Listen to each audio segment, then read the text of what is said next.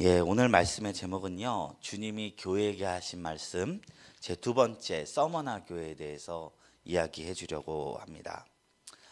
인간에게는요. 보편적으로 신을 향한 본능이 있습니다.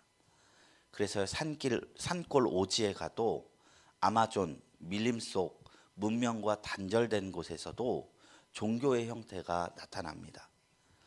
비교적 최근에 이제 발굴된 그 유적인데요. 지금까지 학계에서 가장 오래된 유적지로 추정되는 터키의 괴베클리 테페라는 이름의 발굴지가 있는데 이게 기원전 10,000년 전 유적이래요. 그러니까 피라미드가 고대 한 기원전 3,000년 전에 세워졌는데 사람들의 경이감을 일으키잖아요. 그것보다 7,000년이 더 오래된 겁니다. 석기 시대입니다. 그런데 이곳에 보니까 모인 목적에 예배당이 있었다는 거예요. 모든 인간에는 동서고금을 막론하고 하나님을 향한 어떤 방향성이 내포되었다는 것이죠. 이걸 기독교에서는 뭐라고 이야기하느냐? 보편계시라고 부릅니다. 하나님께서 우리 양심에 하나님을 알만한 갈망들을 두었다는 것입니다. 신앙은 믿음의 영역이기 때문에 보이지 않는 것을 믿는 것이기 때문에 논리나 철학과 설득으로 한계가 있어요. 제가 책을 많이 읽진 않았지만 읽다가 보면 결국 끝으로 가면 믿느냐 아느냐의 영역이더라고요. 그런데 우리 왜 설명할 수 없는 것을 우리가 믿으려 하느냐? 본능이 있기 때문입니다. 이게 하나님이 인간에게 주신 선물입니다.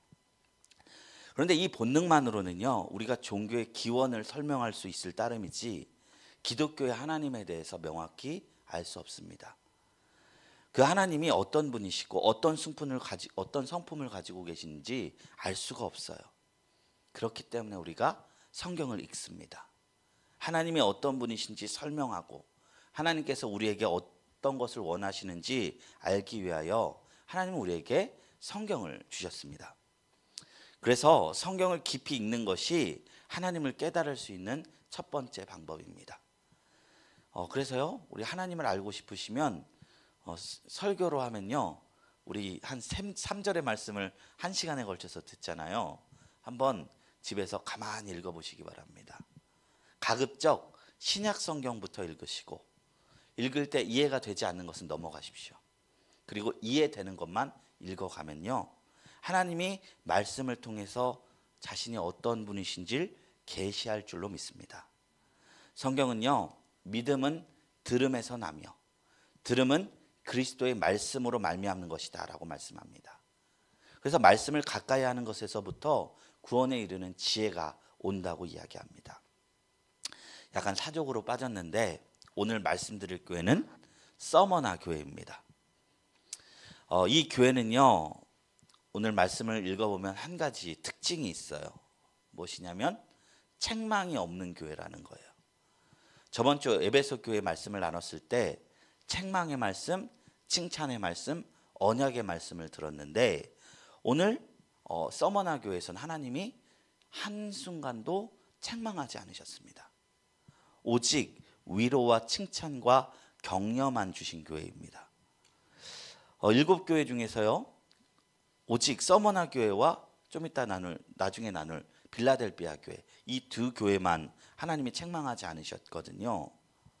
그렇다면 이 교회가 우리가 본받을 측면이 있는 교회라는 것이죠. 그리고 교회가 어떤 곳이 되어야 하는지를 엿볼 수 있는 것이죠.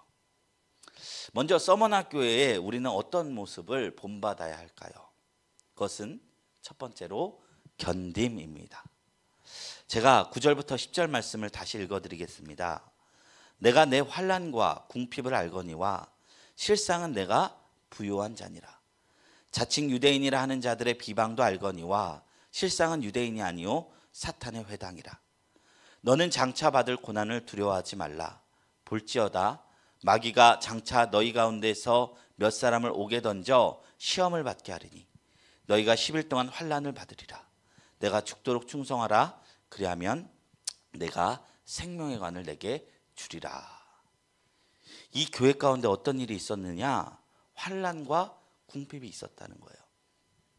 왜? 예수를 믿기 때문에요. 환난은요, 믿음을 위해서 죽임을 당하는 것을 의미합니다.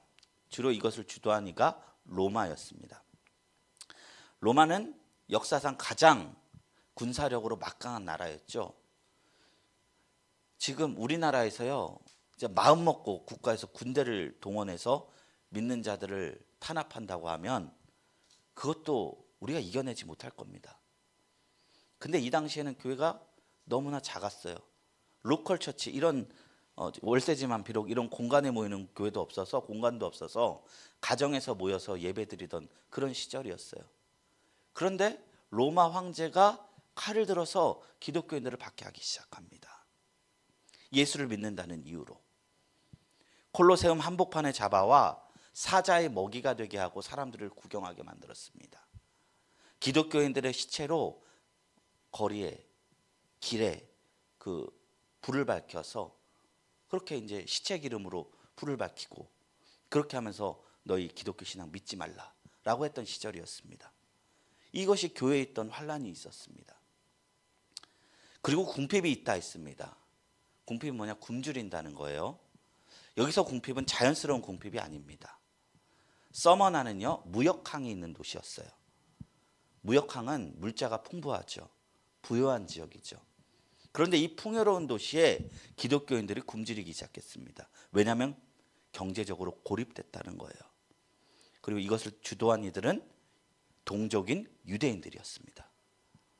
지금도 유대인들은 지금 온 세계에 흩어져 있지만 성경이 쓰여진 당시에도 유럽과 소아시아에 흩어져 살았어요. 우리나라가 마치 외국에 가면 한인 사회를 이루죠. 그렇듯이 이 사람들도 서로 공동체를 이뤄서 살았는데, 그래서 서로 끌어주고 도와주면서 낯선 외국에서 살아갔던 거예요. 그런데 이 유대인들 가운데 기독교인들이 생겨나니까, 예수를 믿으니까 이 사람들을 고립시킨 거예요. 가족에서도 제해버리고 물건을 팔지도 않고 거래도 하지 않아요. 그러니 그 풍요로운 도시에서 이방인이 돼서 굶어 죽기 시작합니다. 밖에서는 죽음을, 안에서는 배고픔을 당했던 것이 이 서머나 교회의 모습이었다는 것입니다. 이게 비단 2000년 전 그 시대의 일은 아닙니다. 역사 속에서 이 일은 반복해서 계속해서 일어났습니다. 특히 신앙이 처음 다른 나라에 전도될 때, 선교될 때 이것은 반복되었어요. 일본에서도 400년 전에 처음 기독교 들어갔을 때 기독교 문명 그냥 문화라 생각하고 받아들이다가 기독교인들이 서로 가족이라 부르고 계급을 무너뜨리고 서로 우리는 형제다 자매다, 우리의 왕은 오직 예수밖에 없다 이러고 있으니까 이제 칼을 들기 시작해요. 니네들이 믿은 예수처럼 십자가에 못 박아 죽어라 해놓고 그 바닷가에 해안가에서 썰물 때 십자가 세워놓고 기독교인들을 다 못 박아 버렸어요. 그리고 물이 들어올 때 그 물에 익사시켜 죽여버렸습니다. 우리나라도 마찬가지입니다. 우리나라 그 정조 시대 때부터 신해박해, 신유박해, 기해박해, 병호박해, 병인박해, 다 왕들이 예수를 믿는 것 때문에 칼을 들고 그 사람들을 다 죽이기 시작했어요. 나중에는 이게 이제 금지되니까 죽임은 당하지 않더라도 한동안 예수 믿음 때문에 가족에게 배척당하는 일들이 지금 세대에도 이전 세대에도 종종 있죠. 다 서머나 교회가 당했던 일들인 것입니다. 2015년 이집트에서는 지금 이슬람 국가인데 거기서 두 아이의 어머니인 마르와 아흐메드라는 여인이 무슬림 가정에서 예수를 믿게 되었습니다. 그런데 그 여인이 예수를 믿었다는 이유로 그녀의 삼촌에게 죽임을 당하는 사건이 일어났습니다. 최근에도 일어나는 일이라는 것이죠. 지금 우리가 하나님을 자유롭고 믿기 때문에 잊고 있지만 기독교의 신앙은 순교자의 피에 서 있음을 기억해야 한다는 겁니다. 제가 이 시간 한 영상을, 짧은 영상이에요, 공유 드리려고 하는데, 역사 속에서 이제 순교자들이 죽어가면서 최후에 어떤 말을 했는가를 짧게 편집한 영상이에요. 죽음 앞에서 어떤 말을 했는가. 이거를 좀 나누고 계속해서 말씀을 나누려고 합니다.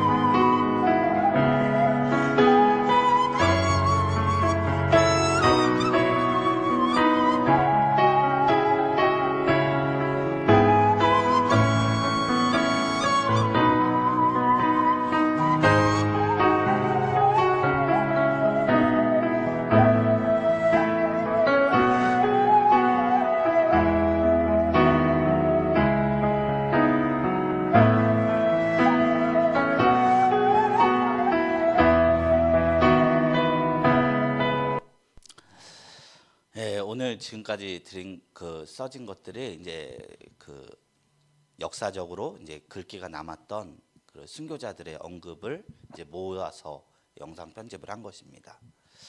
어째서 기독교가요 천하를 호령했던 로마, 황제를 숭상했던 로마 가운데 신앙의 깃발을 세울 수 있었을까? 이 모든 게 순교자들 덕이었습니다. 그들은 싸우지 않았어요. 데모하지 않았어요. 비폭력으로 그저 도살장에 끌려가는 양같이 치면 죽어갔습니다. 다만 믿음을 놓지 않았어요. 그러니 어떤 일이 일어납니까? 악이 악으로 드러납니다. 신앙의 숭고함이 숭고함으로 드러납니다. 사람들은 기독교를 존경하기 시작했습니다. 실존주의 철학자였던 쉐렌 키고르는 폭군이 죽으면 그의 지배는 끝나지만 순교자가 죽으면 그의 지배가 시작된다라는 말을 한 바가 있습니다. 그래서 로마가 기독교를 공인하는 것을 넘어 국교로 삼을 수밖에 없을 정도로 신앙이 큰 힘을 역사 속에서 발휘하게 된 것입니다. 지금 광화문 집회 나가면요, 어떤 못된 목사님들이 막 정치적 메시지 나오면서 막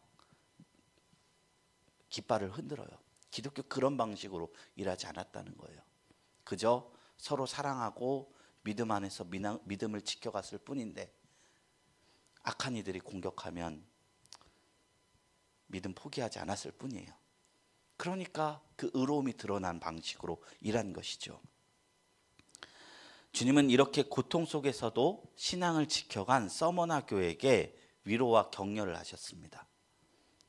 무엇보다도 네가 견디고 있는 이것이 하나님 앞에서 너무나 귀한 것이다. 이겨내라. 승리하라. 우리가 할 수 있는 것, 이김은 우리가 할 수 없어요. 우리가 할 수 있는 것은 오직 견딤뿐입니다. 근데 하나님이 우리가 견디면 그것을 통해서 승리를 가져다 주신다고 성경에서 이야기하고 있는 겁니다. 계속해서 10절 말씀을 봅니다.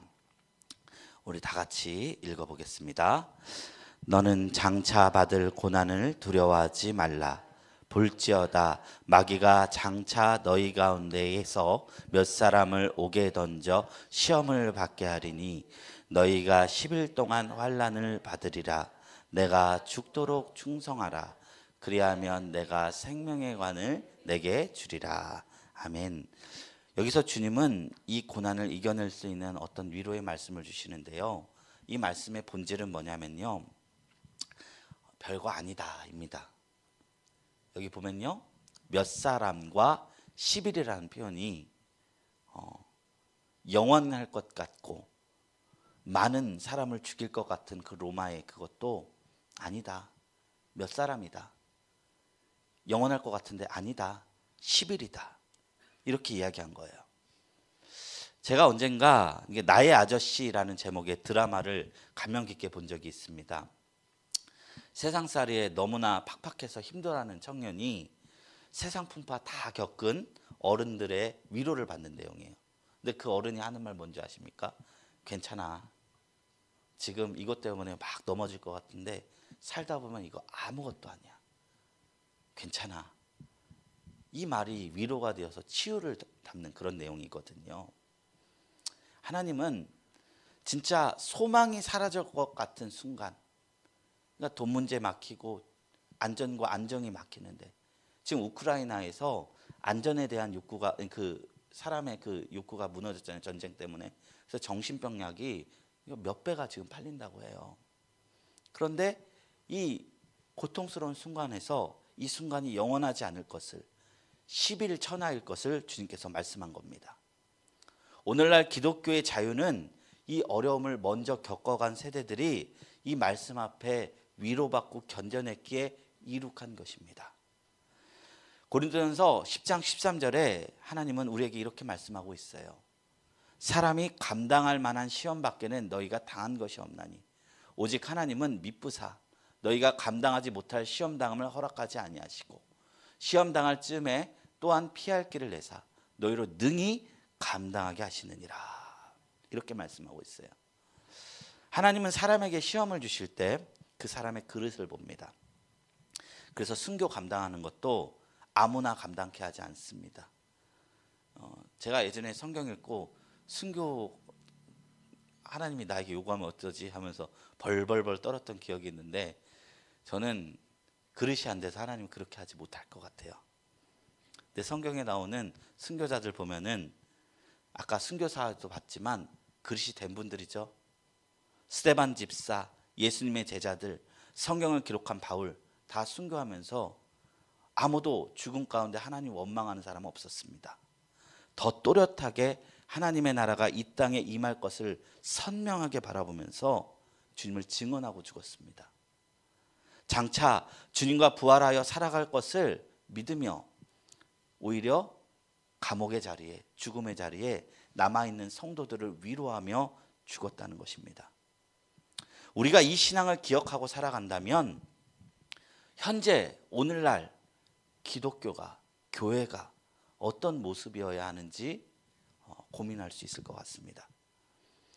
하나님은 겉으로 풍요롭지 않고 궁핍해 보였던 이 서문화 교회에게 실상은 부유한 자다라고 칭찬했습니다. 나중에 나오겠지만 라우디게아 교회라는 교회가 있거든요. 이 교회는요 굉장히 겉으로는 부자 교회예요. 그런데 하나님이 정반대의 말씀을 해요. 너는 부자라 부족한 것이 없다 말했지만 나는 네가 안약을 바르고 네가 헐벗은 것과 굶주린 것과 하나님 앞에서 아무것도 없는 것을 발견했으면 좋겠다라고 말씀하세요. 서문화 교회는 정말 어려운 가운데서도 하나님 앞에 부요함을 가진 자였다는 것입니다. 이를 통해서 우리가 정말 중요한, 신앙 안에서 정말 중요한 것이 무엇인지 생각해보는 저와 여러분들이 되시기를 축원드립니다. 그럼 이런 서문화 교회에게 주님께서 어떤 언약을 주셨을까요? 11절 말씀이에요. 이 말씀 제가 받들어 봉독드립니다. 귀 있는 자는 성령이 교회들에게 하시는 말씀을 들을지어다. 이기는 자는 둘째 사망의 해를 받지 아니하리라. 이 둘째 사망의 해를 받지 않는다. 이게 무슨 의미냐면요. 우리가 살아가면서 한 번씩 꼭 들어본 책 이름이 있습니다. 탈무드 한 번씩 들어보셨죠? 탈무드. 이게 뭐냐면 구약 성경을 랍비들이 해설한 어떤 일종의 주석서입니다. 우리가 성경만 봐서는 잘 이해가 되지 않는 부분이 있잖아요. 이것을 성경을 잘 이해할 수 있도록 유대인들이 구약 성경을 주석한 거예요. 그게 오늘날까지 유명한 게 탈무드입니다. 그런데 이것만 있는 게 아니라 탈무드, 미드라시, 탈굼 이렇게 세 권이 있어요. 여기서 탈굼의 둘째 사망에 대한 개념이 나와요. 지금 둘째 사망하면 우리가 이게 무슨 소리냐, 뭐 이게 무슨 의미냐 이런 생각인가 싶지만 이 당시 유대인들에게는 둘째 사망이라는 게 아주 친숙한 용어였습니다. 이것은 하나님을 믿는 이나 믿지 않는 이나 모두가 언젠가 직면하게 되는 육체적 사망을 의미하는 것이 아니라 하나님을 거부하는 인간과 하나님과의 완전한 이별을 뜻합니다. 분리를 뜻합니다. 이게 영원한 죽음이다, 둘째 사망이다 라고 이야기했어요. 우리가 천국과 지옥에 대해서 생각할 때 오해하는 점이 있습니다. 천국은 천사들이 이렇게 하프를 치는 공간, 지옥은 불이 활활 타오르는 곳에서 형벌의 공간처럼 생각하는 경향이 있는데 이게 사실 근본적인 의미가 아닙니다. 천국과 지옥의 가장 근본적인 의미는 하나님과의 관계에 있습니다. 장차 하나님과 더불어 영원한 관계 속에서 살아가는 곳이 천국이고 장차 하나님과 영원한 단절 속에서 살아가는 곳이 지옥입니다. 하나님께서 인생을 허락하시고 하나님과 함께 살아갈 기회를 주셨을 때 죽음 앞에서도 나는 하나님과 동행하기 싫습니다 하면 우리가 어쩔 도리가 없는 거예요. 지금 이곳에 오신 분들 교회가 다 좋아서 나옵니다. 그렇다고 생각하겠습니다. 아닐 수도 있지만. 근데 어떤 분은 교회 가는 거 도살장에 끌려가는 것처럼 느껴지시는 분이 있어요. 근데 그 사람에게 교회가 행복한 곳입니까? 이거는 가족도 어쩔 수 없어요. 저는 교회가 재밌지만 제가 아무리 친한 친구도 안 재밌으면 어쩔 수가 없어요. 그건 그 사람이 느껴야 돼요. 천국도 그래요. 사랑은 억지로 되는 법이 없습니다. 천국은 하나님 그 자체이기 때문에 하나님이 좋은 곳이면 행복한데 하나님이 싫은데 그저 멀뚱하니 그 사람 천국에 데려놓으면 그것이 천국의 진정한 천국이 될 수가 없는 것이죠. 둘째 사망을 받지 않는다는 것은 이 서문화 교회에게 영원한 천국, 내가 너와 영원히 함께하겠다, 이것을 약속하신 거예요. 오늘 말씀은요, 서문화 교회에게 육체는 죽이나 그 영혼을 죽일 수 없는 권세자들을 두려워하지 말고 영원히 세워질 하나님의 나라를 바라보라고 우리에게 이야기하고 있습니다. 이것이 오늘날 성도들에게 주어진 약속입니다. 그리고 이 약속을 그대로 믿는 이들이 자기가 속한 곳을 하나님의 나라로 만들 수 있습니다. 혹여 신앙생활을 할 때 신앙 때문에 핍박이 올 수 있습니다. 그때 서문화 교회를 기억하시길 축원합니다. 이거 마귀가 이제 하나님의 나라 세워질까 봐 두려워 장난질하는 것이로구나. 내가 이것을 이길 수 있는 그릇이기 때문에 하나님이 이것도 허락하셨구나. 그렇게 여기시고 무엇보다도 그것을 이기게 하실, 승리하게 하실 하나님을 바라보면서 견디시고 믿음의 선한 싸움을 싸우는 저와 여러분들이 되시기를 축원합니다. 성경에 기록된 하나님을 내가 경험하기를 주님의 이름으로 축원합니다.